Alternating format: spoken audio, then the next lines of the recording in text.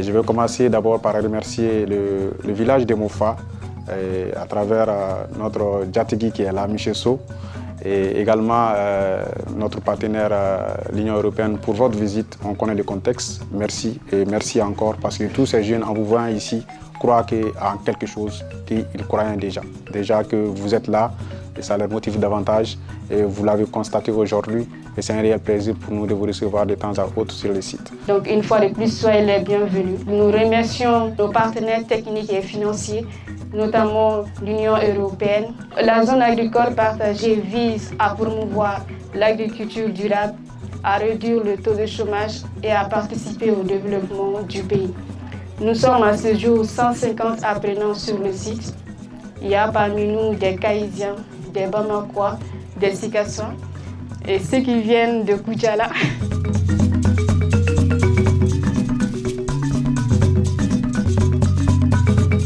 La superficie de la zone dédiée pour la production des cultures maïsées est 1,5 hectare. Chaque apprenant dispose ici d'une parcelle de 100 mètres carrés pour expérimenter, gérer et conduire un cycle de production complet. Nous nous trouvons présentement devant l'infirmerie dont le rôle essentiel est de réduire l'absentéisme scolaire.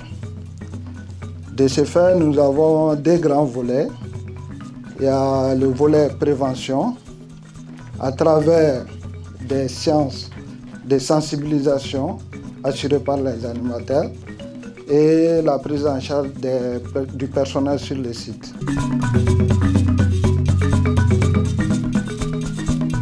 Cet espace que vous voyez, ça c'est le doctorat des hommes.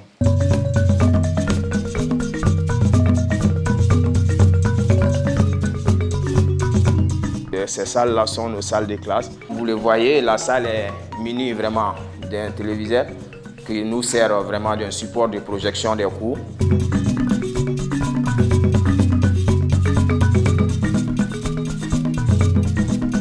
Nous avons pris 2 hectares et nous cultivons que de l'arboriculture. De ce côté-là, nous cultivons des orangers, de l'autre des manguiers. Et notre système d'irrigation goutte à goutte met de l'eau goutte par goutte. Ici, c'est l'espace dédié au tri et au compostage. Notre tri est composé de 3 bacs. Le premier bac, ça c'est dédié aux déchets organiques. Le deuxième bac, ça c'est les déchets dégradables. Et le second, ça c'est les déchets non dégradables. Un espace de 2 hectares dédié à un élevage de bovins, ovins et caprins.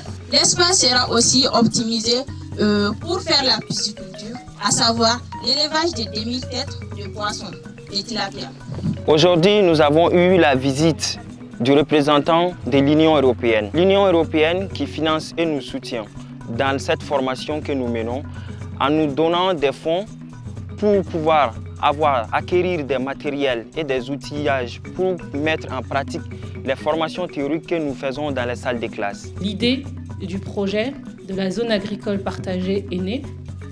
C'était de mettre en place un projet où on allait tous se réunir pour pouvoir investir, que ce soit financièrement ou intellectuellement. Je trouve que c'est un exemple à suivre pour tout le Mali. Vous allez grandir avec ce projet, vous allez être le fruit de ce projet et on a hâte de voir le résultat. Concentrez-vous au maximum parce que vous êtes exactement là où il faut être. En tout cas pour ceux qui aimeraient dans les 5 ans, 10 ans à venir pouvoir construire un projet professionnel et un projet économique. L'Union des ambassadeurs a conceptualisé cette zone agricole partagée comme un véritable pacte productif. Et une seule ligne directrice nous a été donnée par notre partenaire européen, l'approche par le marché. Voir des jeunes qui s'engagent dans cette activité avec les soutiens de jeunes aussi, il faut le dire, ça c'est quelque chose qui m'a fait toujours plaisir par rapport à ces partenariats. C'est quelque chose qui me motive aussi. Donc vous nous remerciez pour les soutiens, mais nous aussi on vous remercie. Bara min be keyano ne ma dalika ɲɔgɔn fan wɛrɛ si u bɛ kalan kɛ classe kɔnɔ mais ka tila ka bolola baara kɛ o ye de ka ko do ka dɔnna kari ne y'o de sɔrɔ yan nɔ.